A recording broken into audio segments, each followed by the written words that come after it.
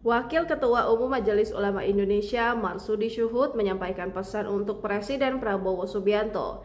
Isi permintaan itu ternyata agar RI keluar dari Board of Peace atau BOP atau Dewan Perdamaian jika tidak ada celah perdamaian yang bisa diperjuangkan. 20 poin perdamaian yang diajukan Trump dan didukung PBB itu berisi rencana bahwa Gaza akan menjadi zona bebas teror dan deradikalisasi. Gaza dibangun kembali untuk kepentingan rakyat Gaza. Bila perang berakhir, maka pasukan Israel akan mundur, pembebasan sandera, tuntutan agar Hamas hidup damai dan menonaktifkan senjata, hingga bantuan untuk Gaza.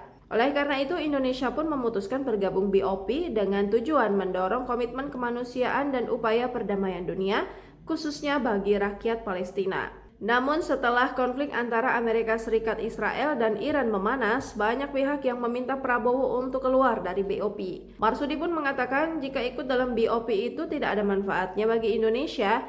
Dia menyarankan agar Prabowo segera keluar saja.